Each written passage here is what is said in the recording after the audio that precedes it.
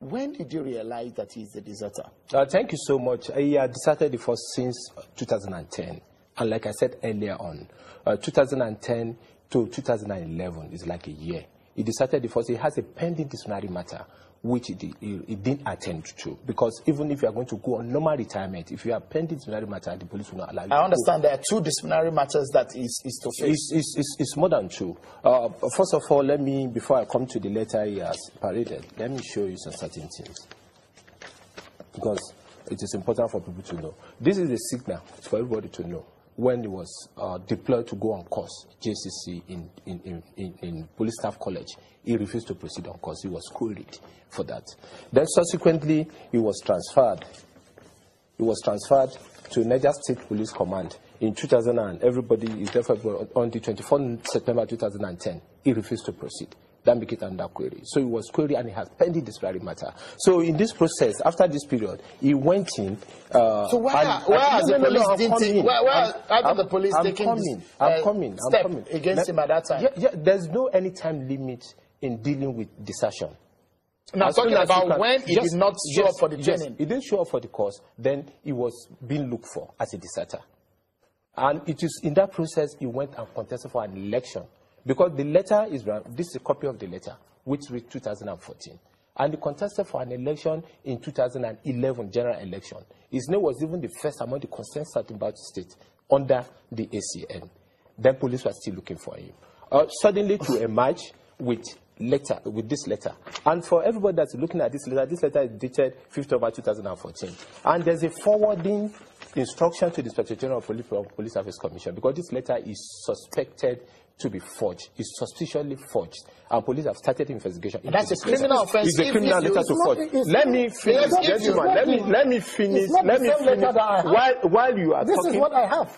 That is what you have. I'm saying, Mr. Jima, you asked me. Okay. No. Please, Senator, if you allow him to land. If his claim is not the same letter he's having, what do you have below here? He acknowledged this letter. Original copy collected by me, DCP Ama Isa. That's not me. No.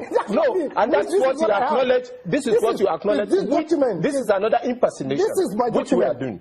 So the document is parading, is suspected. Right. And how can you? No. Let me Senator, if you allow him, Senator, just a moment, allow him, please. Yeah. Go ahead, please. This is where he acknowledged fraudulently.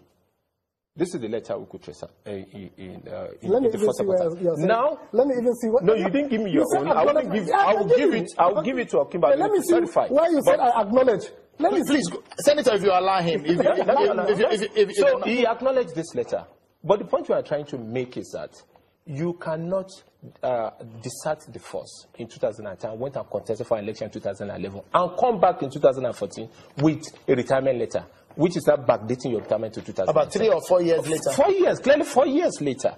If you have pending disciplinary matter, you must go and answer to pending disciplinary matter. That's why we issued a statement calling on the Senate Ethics and Privilege Committee to prevail on him to dress up in police uniform because it's a deserted deputy superintendent of police and come and attend to the pending disciplinary matter. Okay, when someone deserts the force, for example, because I'm a bit worried when you said the police was looking for him, but the police force know that he contested the election and he's in the Senate. Let me let you know now, and you need to find out from him. From the police records.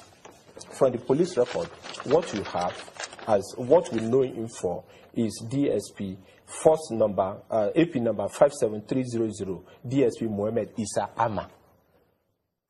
And if you look at the name he filled before coming here, it's different from this name. What is the name? So it takes time to be able to.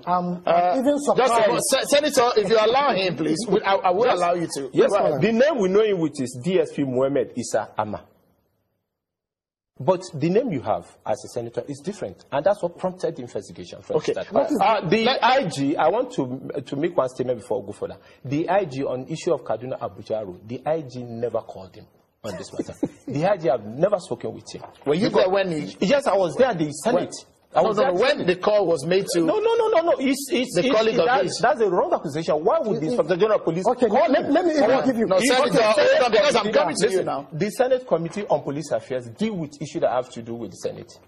Okay. And the police, the relationship between the police and the Senate, they deal with the matter. Let's allow Senator let's allow him get my point. He is not involved at all whatsoever. So my IG did not call him. Okay. And from the start, his allegation against the IG is that IG is pocketing 10 billion naira on monthly basis. But when he come here, he said the police. Okay. And I want him to tell us when he was posted as ADC to the Minister of FCT, that's Ali Modibo for the first time, how much bribe did he pay to be posted? When he was posted, when he continued the sojourn to be ADC to the Senator Adamu Alero, who is in the Senate now, how much bribe did he pay? Okay. And when he was equally posted, when he continued with Senator Bala Muhammad as ADC, how much bribe did he pay? So it's quite unfortunate that people will make a wide allegation, and when it's down to prove it, they couldn't prove it. So as it stands, this letter, in addition to this letter was fraudulently obtained within 6 working days. And we have investigated so far and discovered that even the minute of the chairman of Police Service Commission on the eventual letter where you smuggle in. Because I want us to round up this so that we can go into the issue of corruption. The directive from the chairman of Police Service Commission came on the 6th of March 2014. Okay. And this letter, so that means you must have gotten the letter before even directing for you. Senator, straight on, tell us, as it stands now, the letter you said you have in your hand is said to be a forged document. I think if you are talking of this letter is from Police Service Commission and IG or the police authority, it is only the Police Service Commission that will say this letter is forged.